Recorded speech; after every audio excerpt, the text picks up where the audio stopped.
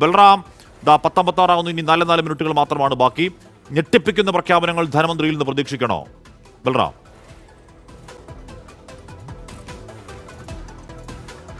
ഹാഷ്മി, നിലവിലെ സാഹചര്യത്തിൽ അത്രത്തോളം ഞെട്ടിപ്പിക്കുന്ന പ്രഖ്യാപനങ്ങൾ ധനമന്ത്രിയുടെ ഭാഗത്തു നിന്നുണ്ടാകില്ല എന്ന് തന്നെയാണ് സാമ്പത്തിക വിദഗ്ധർ വിലയിരുത്തുന്നത്. മറിച്ച് രാജ്യത്തെ നിലവിലുള്ള സാമ്പത്തിക സ്ഥിതി, ഒപ്പം തന്നെ രാജ്യത്തെ ജനങ്ങളുടെ അവസ്ഥ, തൊഴിലില്ലായ്മ, വിലക്കയറ്റം, പ്രത്യേകിച്ച് കഷ്ടപ്പെടുന്ന മധ്യവർഗത്തെ മനസ്സിൽ കണ്ടുള്ള ഒരു ബജറ്റായിരിക്കും ധനമന്ത്രി അവതരിപ്പിക്കുക എന്നുള്ളതാണ് വിലയിരുത്തപ്പെടുന്നത്.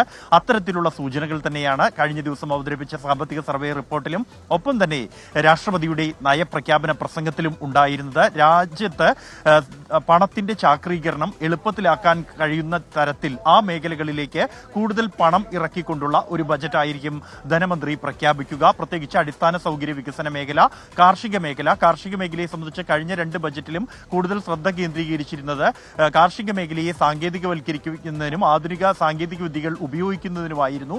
അതിനപ്പുറത്തേക്ക് കർഷകർക്ക് നേരിട്ട് പണം എത്തിക്കുന്നതിനുള്ള മറ്റ് പദ്ധതികൾ അല്ലെങ്കിൽ നൽകി വരുന്ന തുക വർദ്ധിപ്പിക്കുന്നതിനുള്ള പ്രഖ്യാപനങ്ങൾ അടക്കമുള്ളവ ഈ ബജറ്റിൽ ഉണ്ടായേക്കും എന്ന് വിലയിരുത്തപ്പെടുന്നുണ്ട്. ഒപ്പം തന്നെയാണ് രാജ്യത്തെ തൊഴിലില്ലായ്മ, വിലക്കയറ്റം എന്നിവ പരിഹരിക്കുന്നതിനായുള്ള മറ്റ് നടപടികൾ, യുവാക്കളെ മനസ്സിൽ കണ്ടുകൊണ്ടുള്ള തീരുമാനങ്ങൾ ഈ ബജറ്റിൽ ഉണ്ടാകും എന്ന പ്രതീക്ഷ ഇപ്പോഴും നിലനിൽക്കുന്നുണ്ട്. ഈ അടിസ്ഥാന സൗകര്യ വികസന മേഖല തന്നെയായിരിക്കും ഏറ്റവും ഊന്നൽ നൽകുക എന്നാണ് വിലയിരുത്തപ്പെടുന്നത്. അതിൽ ഭാരത്മാല പദ്ധതിയുമായി ബന്ധപ്പെട്ടുള്ള ആദ്യഘട്ടത്തിലെ 4100 കിലോമീറ്ററോളം നിർമ്മാണം ഇനിയും പൂർത്തിയാകാനുണ്ട്.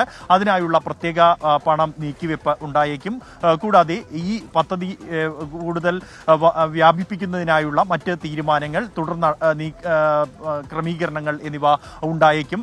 കൂടാതെ ഗ്രാമീണ മേഖലയിലെ അടിസ്ഥാന സൗകര്യ വികസനം, ഗ്രാമീണ റോഡുകളുടെ നിർമ്മാണത്തിനായുള്ള പദ്ധതി, ഇതിനായി കൂടുതൽ നീക്കിയിരിപ്പ് ഉണ്ടായേക്കും എന്ന വിലയിരുത്തപ്പെടുന്നുണ്ട്.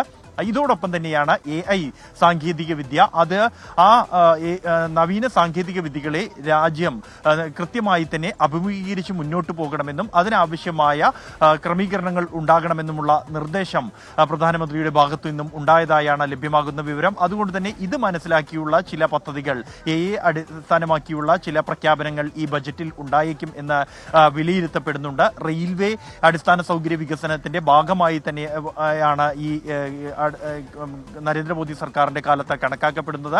നിലവിൽ ഇപ്പോൾ റെയിൽവേ ബജറ്റ് പ്രത്യേകം അവതരിപ്പിക്കുന്നില്ല. ഈ ബജറ്റ് പൊതുബജറ്റിനോട് ഒപ്പം തന്നെയാണ് റെയിൽവേ ബജറ്റ് വരുന്നത്. അതുകൊണ്ട് തന്നെ റെയിൽവേക്കായി കൂടുതൽ തുക നീക്കിവെക്കും എന്ന വിലയിരുത്തപ്പെടുന്നുണ്ട്. പ്രത്യേകിച്ച് റെയിൽവേ സുരക്ഷയുമായി ബന്ധപ്പെട്ടായിരിക്കും ഈ തുക കൂടുതലായി വിനിയോഗിക്കുക എന്നുമാണ് ലഭ്യമാകുന്ന വിവരങ്ങൾ.